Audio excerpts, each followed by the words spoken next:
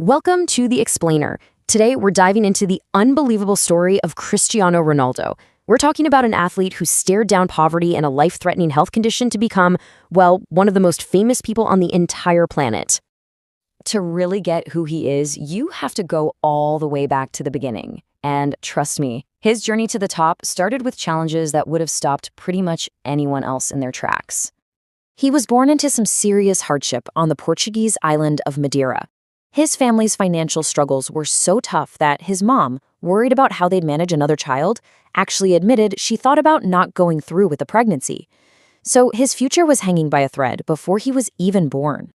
And then, just as his amazing talent was really starting to show, disaster struck.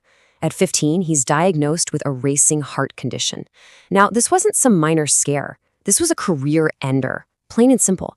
He had to have this risky laser heart surgery, and his whole future, everything he'd worked for, was completely up in the air.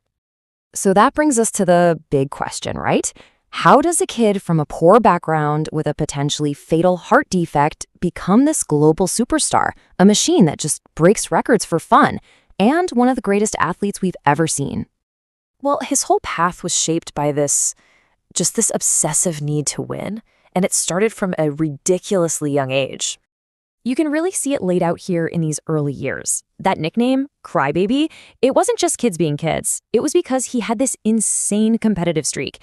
He hated losing so much that he'd actually cry if his team lost a game.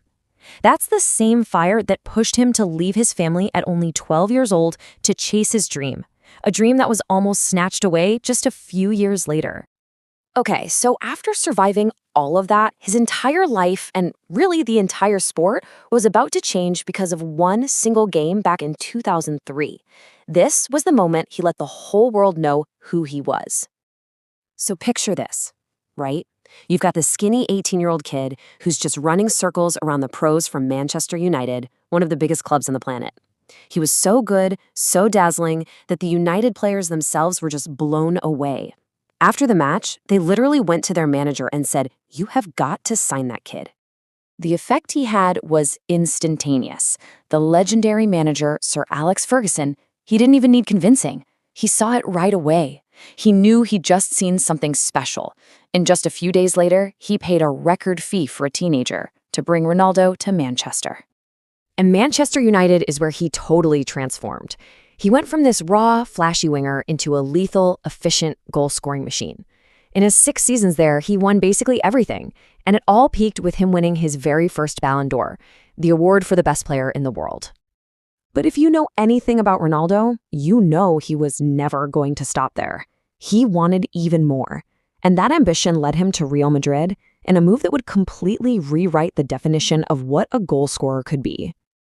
In 2009, Real Madrid didn't just break the world transfer record to get him, they absolutely shattered it. 94 million euros. At the time, it made him the most expensive player in the history of the sport. Okay, get ready for this because the stats from his time in Madrid are they're absurd. Look at this. 438 games played. 450 goals scored. He scored more goals than games he played. For 9 straight years, he averaged more than a goal every single time he walked on that field. It's a statistic that just doesn't even feel real. Those 9 years in Madrid were just a complete golden era. He led them to incredible success, winning Europe's biggest trophy 4 times, and he picked up 4 more of those Best Player in the World awards for himself. He didn't just play for the club, he became their greatest goal scorer of all time. So he has conquered the club world, right? But there was still this one massive dream that he hadn't achieved yet, winning a major trophy for his home country, for Portugal. And then in 2016, that dream came true. It was incredible. He actually got injured early in the final match, but instead of giving up, he was on the sidelines, acting like a coach, just passionately driving his team on. And they did it. They beat the favorites, France, in their own stadium. It was the absolute highlight of his international career. And of course, he didn't stop there. He went on to completely smash the all-time record for the most international goals ever scored by a male player, a record that people thought might never be broken. So even now, well into his late 30s, an age where most players are long gone, his story of just refusing to quit keeps going. He went to Italy and conquered it with Juventus, setting more records, then made this huge return to Manchester United. It just proves his hunt for greatness never ever slows down. I mean, when you just lay it all out like this, the consistency is just mind-blowing. From those first goals as a kid in Lisbon to that ridiculous number at Real Madrid, all the way through his international records. He scored over 790 official goals for his clubs and his country. It makes him one of the top goal scorers the sport has ever and will ever see.